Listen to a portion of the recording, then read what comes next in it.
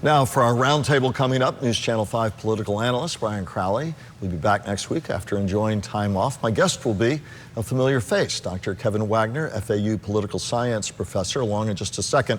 Before we begin, a look at an ad blitz pushing you, the voter, to approve legalizing recreational marijuana via Constitutional Amendment 3 this November. WPTV Chief Investigator Jamie Ostroff puts those ads under the microscope. This year, marijuana is on the ballot.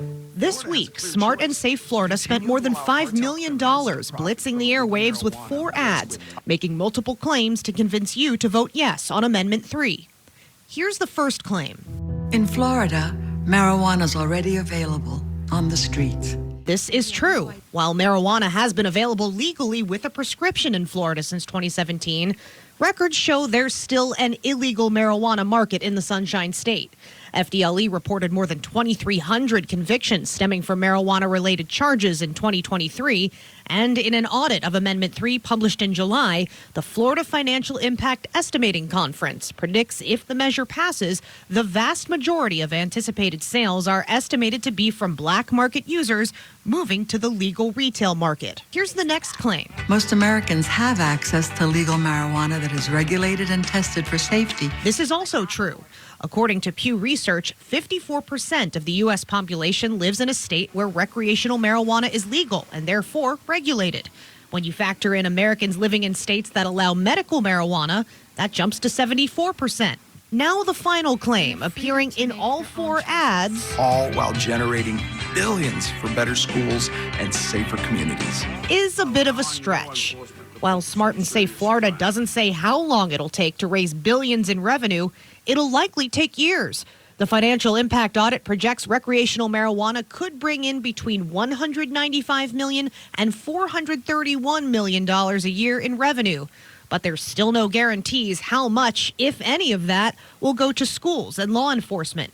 Florida lawmakers would have to decide that if Amendment 3 passes. An amendment can't make that promise when it's proposed for the ballot.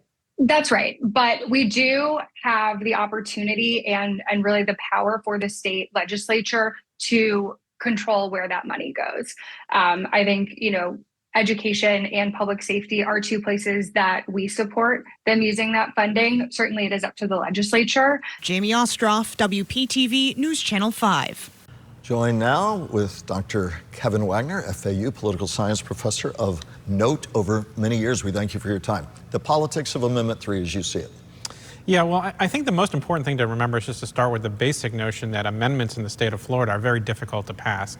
I think we've seen a lot of... a 60% voter threshold to pass them. Right, so you need a super majority of people to support something in order for it to pass. I think we've seen in other states where similar amendments have happened, a majority is necessary to pass, and I think that's given a sort of false sense that this is going to be relatively easy in Florida. It is not. You seen any polling on this one yet? Have you done any polling on Amendment 3? Where do you think it's... I know you don't like to do predictions and shouldn't, but what is your sense of it? Yeah, I think it's going to be a tough lift. We did some polling at FAU, at FAUpolling.com, to take a look at some of the issues in Florida, and we took a look at Amendment 3 just to see how it would go. And while we did have a plurality, almost 50% of Floridians generally were supportive of it, there was a significant percentage of Floridians that were opposed to it. And some of the demographics in the opposition were a little bit troubling if you want this thing to pass. Speak more to that.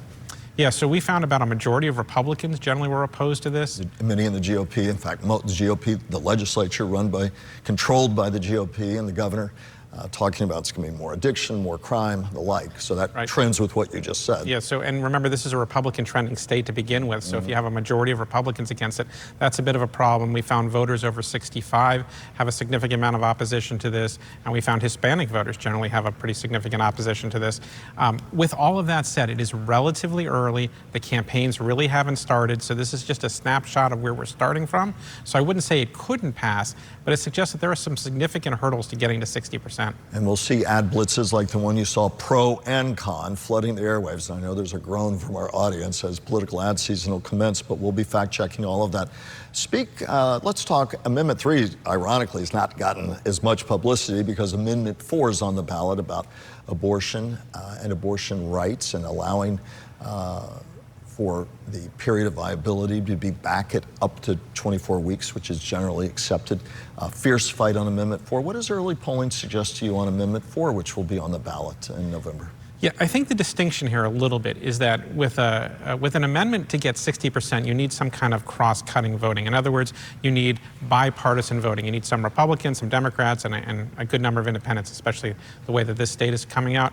The difference between Amendment 3 and Amendment 4, at least in our polling, suggests that Amendment 4 is likely to have a little bit more cross-cutting. In other words, Republicans are more supportive of it. You can see Republicans voting for it.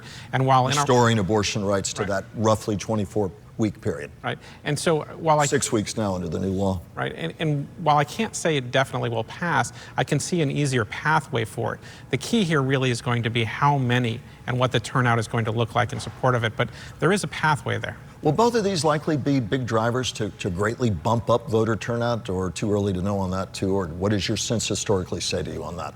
Yeah, I think it's a little bit too early to know. I think Democrats especially are hoping that both of these provisions generate bigger turnout towards Democratic candidates. People coming to vote for these amendments, they hope will also stop and vote for the Democratic candidate for president, maybe Senate.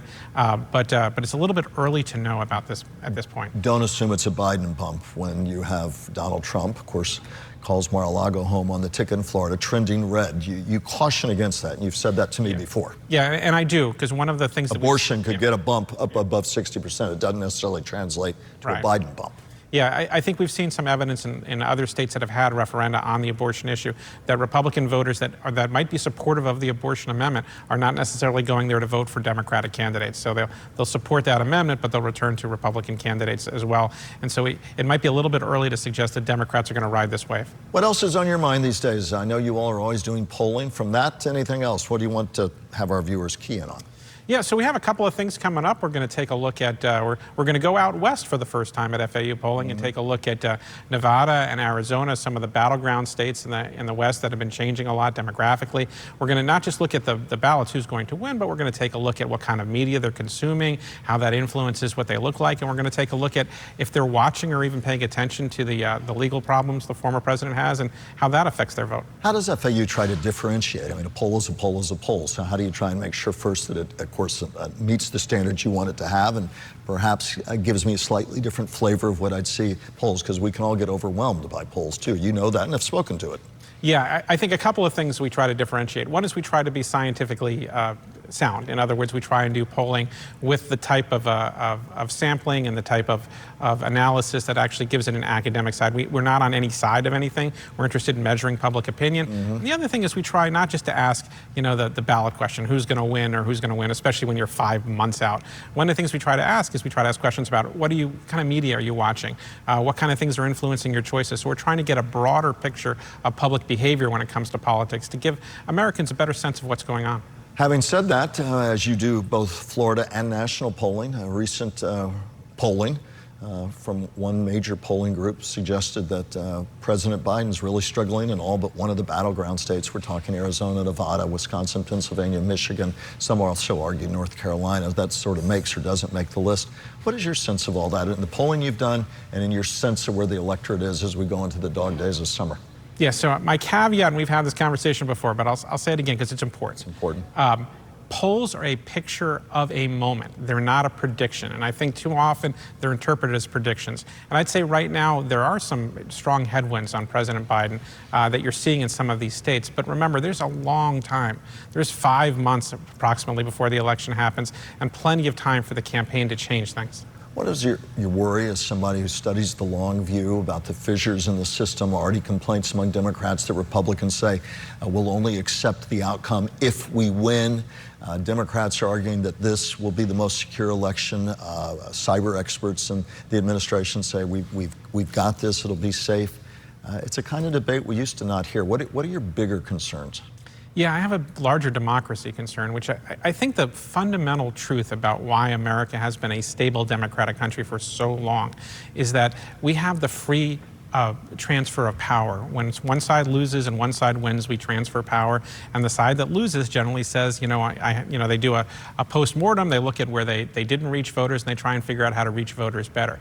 If we transfer from that to a system where we basically say, if I didn't win, then it wasn't fair, it wasn't democratic, then the system can't really survive. And I'm quick to hasten, there's a department of redundancy. I hasten to add that after 2016, there were many arguments that Democrats did not want to accept that Donald Trump had beaten Hillary Clinton, and they make that argument. So it cuts on both sides. Democrats are also gearing up for post-election challenges. It's a tough system to navigate. It's problematic if we can't all accept some basic facts about what happened and how it turned out. I mean, there is a truth about politics, is which you can't win all of the time, and sometimes you lose elections. And I think we got to get back to a system where we accept that sometimes the votes don't necessarily go our way, and that we have to figure out how to convince voters or persuade them, rather than to convince ourselves that because it didn't go our way, it's a problem. And part of the reason that's true is we're very, very contained in our politics. And what I mean by that is we spend a lot of time surrounded by people who agree with us.